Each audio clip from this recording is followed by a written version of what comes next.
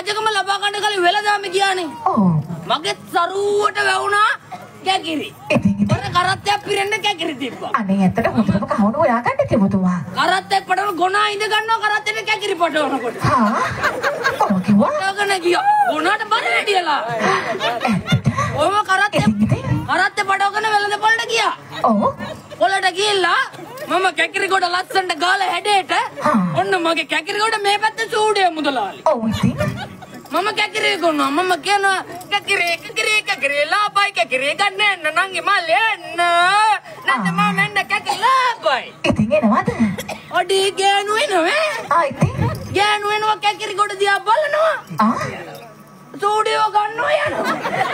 මොනවා මේ කැකිරි කොට දිහා බලලා මේ ගෑනු අය සූඩියෝ අරගෙන යනවා. රත්තරන් පාට කැකිරි.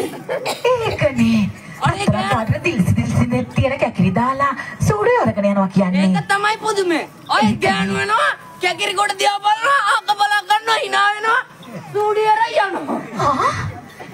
ඉතින් ඔබතුමාට විමසන්න තිබුණා මොකද කියලා? මම බැලුවා කැකිරි කොටේ යමයි සූඩිය මුදලාලගේ සූඩිය ඉවරයි. ඉවර වෙනවා. මම කල්පනා කර ඉන්න ගමන් අනේ බැලුවා බලනකොට තමයි තේරුනේ වැඩි. මොකද වෙලා තියෙන්නේ? අනේ අඹුඩ පොල් අමතක වෙලා ඇවිල්ලා නේ. දෙවියනේ. ධර්ම පොඩ්ඩක් කෑපට ගිහලා වැඩි වෙලා. ගෑනු මොන කැකිරි ගනිලා ඉතින්. ඒක සාධාරණයි නේ. ගෑනු වෙනවා කැකිරි කොට දිහා බලනවා.